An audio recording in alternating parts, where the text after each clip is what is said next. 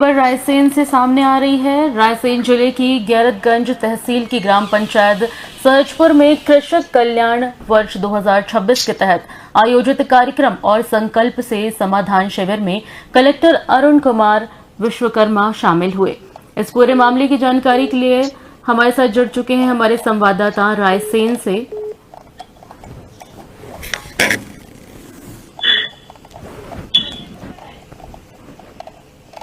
क्या जानकारी इस जो भी ये शिविर हुआ है इसकी क्या जानकारी सामने आ रही है राशिद जी? मैं आपको यहाँ पर बता दूं, रायसेन कलेक्टर लगातार डोर टू डोर किसानों से चर्चा कर रहे हैं, जैसा कि आप अभी जिक्र भी कर रही थी कि कृषि कल्याण जो गैरतगंज के रायसेन के गैरतगंज के सहजपुर जो कृषि कल्याण 2026 के लिए जो शिविर लगाया गया था, ऐसे में रायसेन कलेक्टर पहुंचे थे और ऐसे में डोर टू डोर उनकी किसानों से चर्चा भी हुई है। लगातार जो भी किसानों की समस्या है उन्होंने बारीकी से सुना है। और जैसा कि मैं अपने दर्शकों को बता दूं कि लगातार जो निर्माणाधीन कार्य है, विश्राम गृह हो चाहे वो पंचायत भवन हो, उनका भी लगातार लोकार्पण और निरीक्षण भी किया है। और ऐसे में कैसे बेहतर गुणवत्ता का के साथ ये शासकीय बिल्डिंगों का काम हो, उनके लिए उन्हें दिशा निर्देश भी दिए हैं। और ऐसे में लगातार उनके साथ जिले के प्रशासनिक अधिकारी भी लगातार मौजूद हैं। अगर बात की जाए नरवाई की, लगातार बात आती है, ऐसे में उनकी वन टू वन किसानों से चर्चा हुई है। उन्होंने उससे होने वाले नुकसान के बारे में जानकारी दी है। और ऐसे में लगातार छात्रावास का भी उन्होंने निरीक्षण किया है और बच्चों से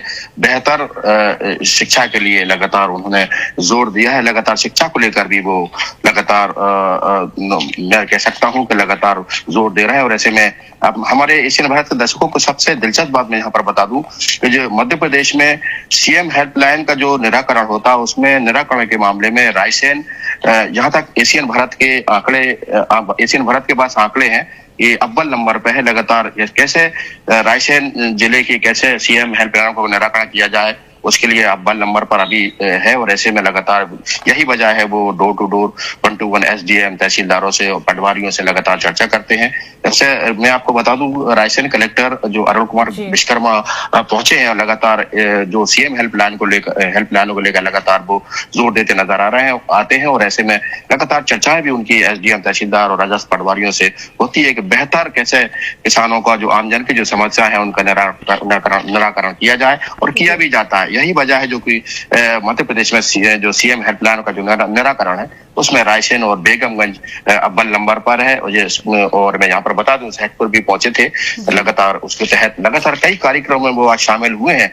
और जो भी मैं अपने आप किसान जो एशियन भारत के दर्शकों को ये भी बता दूं कि जो आंगनबाड़ी भी वहां पर पहुंचे हैं, वहां बच्चों के उन्होंने वन टू वन चर्चा की है। वहां पलोहा पहुंचे हैं, विश्राम गृह भी उन्होंने देखे हैं। लगातार गैरतगंज भी पहुंचे हैं और बेगमगंज भी पहुंचने वाले हैं। लगातार जैसा कि बताया जा रहा है छात्रावासों का निरीक्षण करेंगे और जो तहसील राजस्व रिकॉर्ड है उनको भी देखेंगे।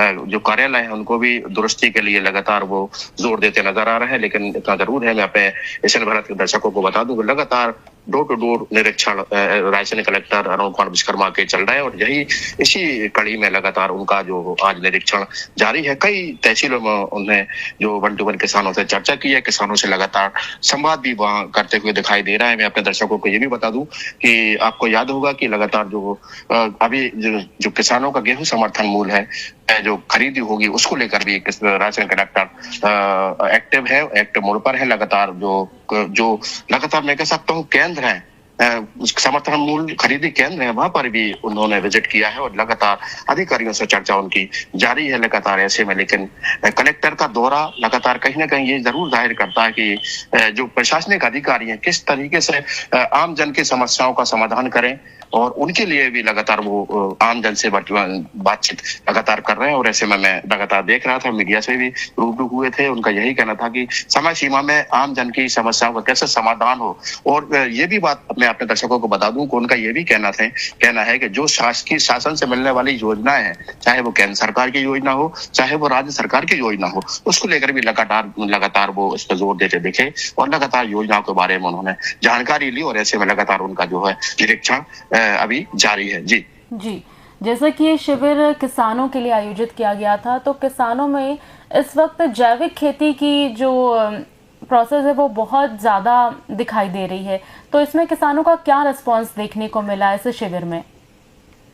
ये आपने बहुत ही अच्छा सवाल हमारे दर्शकों के सामने रखा, क्योंकि जैविक खेती एक बहुत ही अच्छा, मैं कह सकता हूँ, जो आयोजन इसको हम मान सकते हैं कि लगातार जैविक खेती के लिए भी वो जोर देते हुए देखे गए, और किसान कैसे इसके लिए अवेयर हों, कैसे उनको अवेयरनेस किया जाए, इसके लिए लगातार वो भी जोर देखे गए। मैंने अभी देखा कई किसानों से जैविक खेती को लेकर अभी उनकी चर्चा हुई है, किसानों को एक्टिव किया गया है, और हर संभव जो शासन से मिलने वाली योजनाएं हैं उसको भी किसानों को कैसा फायदा हो उसके लिए भी उन्होंने अभी जिक्र किया है। हालांकि बहुत ही अच्छा आपने सवाल यहाँ पर रखा है कि जैविक खेती के लिए लगातार प्रशासनिक अमला, सरकार, मोहन सरकार, और अगर बात करें राशन कलेक्टर की, वो भी इस पर जोर देते हुए देखे गए, और मैंने देखा, मैं भी अभी उनके साथ मौजूद हूँ, अभी उनका लगातार निरीक्षण चल रहा है। किसानों से लगातार संवाद उनका जरूर चल रहा है कि कैसे किसानों को संपन्न बनाया जाए, जो सरकार की जो किसान कल्याणकारी योजनाएं हैं उसको कैसे धरातल पर लाया जाए, उसके लिए भी जोर देते हुए जरूर यहाँ पर देखे गए हैं राशन कलेक्टर अरुण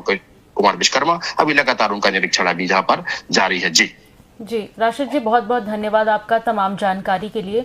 तो ये थे रायसेन से हमारे रिपोर्टर संवाददाता राशिद मीर। समाधान शिविर में कलेक्टर हुए शामिल, ग्रामीणों और किसानों से किया संवाद, सरकारी योजनाओं के बारे में दी जानकारी, किसानों को खसरा खतौनी की वितरित।